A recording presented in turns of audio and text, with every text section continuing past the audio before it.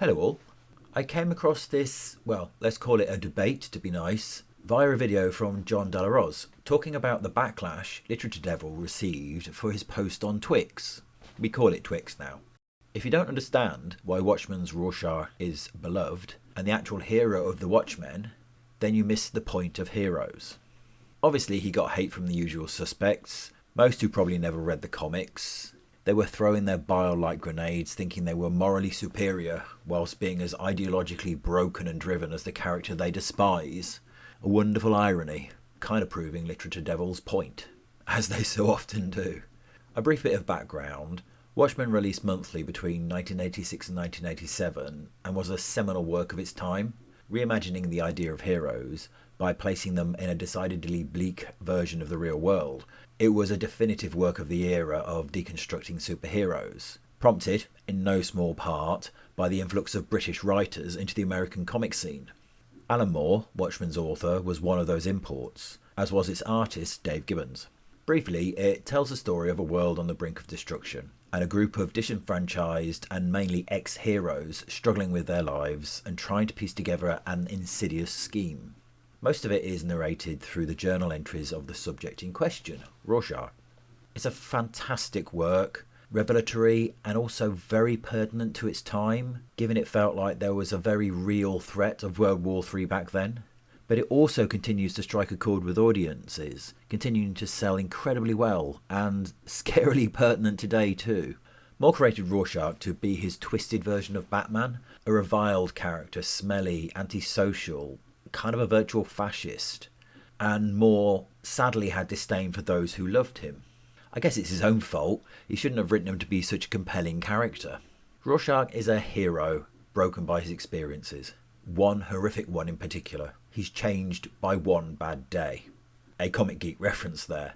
He sees the world in black and white, good and evil, and he's driven to seek retribution against those he sees as evil through brutality and murder fueled by an obsessive adherence to his personal moral dogma. Or does he? I'll get back to that. Despite Moore's protestations, it's a basic truth that it doesn't matter what your intent is when you create something. Once it's out in the world, you have no control over how it's perceived. And many, including myself, love Rorschach. He's weirdly relatable. But then Moore is, let's go with eccentric, and I have it on good authority that he, again, let's say he allegedly imbibed a lot of substances back in the 60s. And I have to be honest, I find a lot of his work pretentious, but clearly he is an incredible talented writer. Random aside, I occasionally saw him whilst commuting to work back in the 90s, but sadly I never worked up the courage to say hi. Anyway, to the point of the video. Following his post, Literature Devil wrote an excellent piece detailing his argument for why he defines Rorschach as the hero. It's definitely worth a read, and I've put the link in the description. The basic crux is that Rorschach is a hero because he refuses to compromise his principles and has the truth on his side.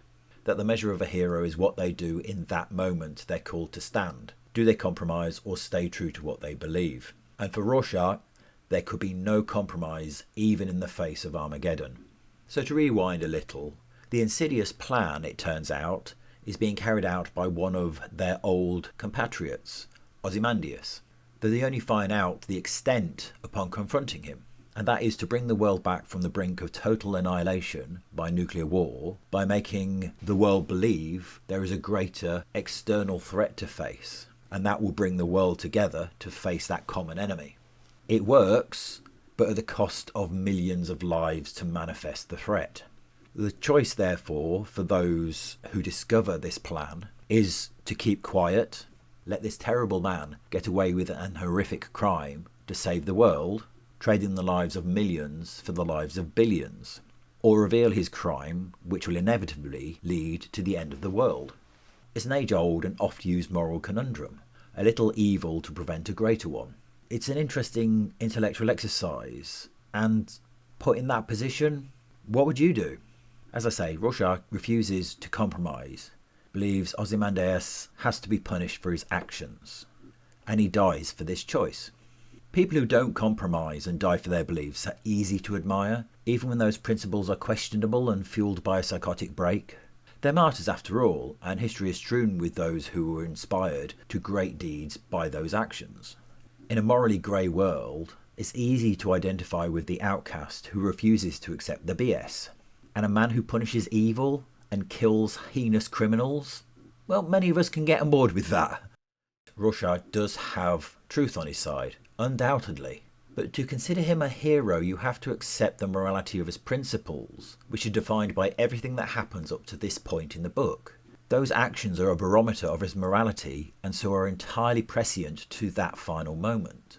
Literature Devil seems to imply that those actions are forgotten by that final glorious gesture. I don't really see it that way.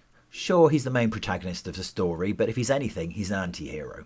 He's not looking for justice, but revenge. Even his last act is for retribution. Rorschach is mentally ill, finally broken by the aforementioned horrific crime he came across. He's an obsessive ideologue who believes that anything he does, no matter how violent, is justified in the pursuit of his moral crusade.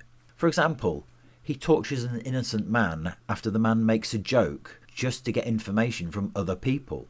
He brutalises and tortures an ex-supervillain who's now a week-old man with terminal cancer. Not to mention, he grievously wounds and possibly kills several police officers. His mission's not about saving lives, but punishing evildoers. He's the embodiment of the adage, beware that when fighting monsters, you yourself do not become a monster. I feel there are parallels to Daenerys in Game of Thrones. She was loved by the audience despite crucifying and killing her enemies. And we cheered because they were bad people, forgetting how horrific those acts were. But then we stopped cheering as soon as she started killing innocent people. Her actions were the same, but those suffering were different. I could see Rorschach on a similar path, because his idea of what embodied that evil got broader and broader.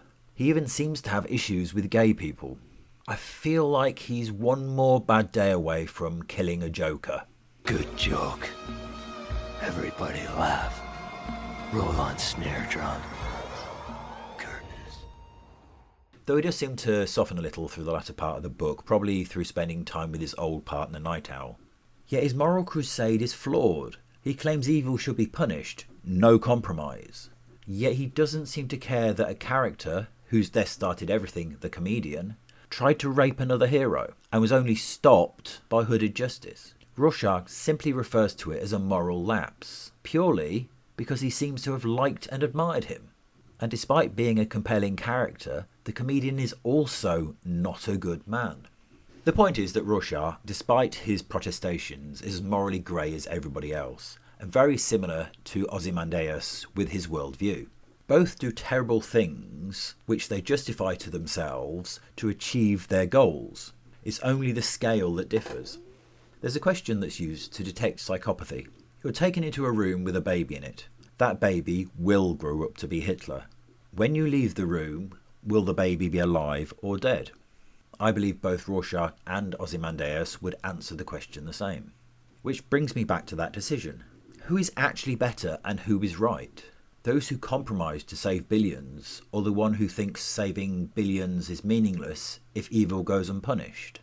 The latter is seemingly a grand gesture, and his death a powerful moment. But is it fueled by heroism or an inability to bend from his rigid dogma? Is it moral if his morality is twisted, though even bad people do good things? Or maybe it's his inability to live with that knowledge? Because when it comes down to it, whilst we can applaud the sentiment, his actions would have killed the world. Meanwhile, we kind of revile those who compromise. It feels morally bankrupt and basically icky. But there's a heroism in that too. Not as glamorous or attractive, but they've also made a big sacrifice. Because they have to live with that knowledge for the rest of their lives, never being able to talk to anybody about it. They will probably never find peace again. So for me, it's way more complicated than he refuses to compromise and has the truth on his side, so he's a hero. And that's the genius of the book. There's a pertinent quote from an MCU film, and no, one of the good ones, which also has a moral greyness in it. The words of one hero relate to another. Compromise where you can. Where you can't, don't. Even if everyone is telling you that something wrong is right. Even if the whole world is telling you to move, it is your duty to plant yourself like a tree, look them in the eye and say no. you move. So, without condoning or condemning, I pose the question again. What would you do? Thanks for watching my video. As always, please like and subscribe if you've enjoyed the content, and peace out.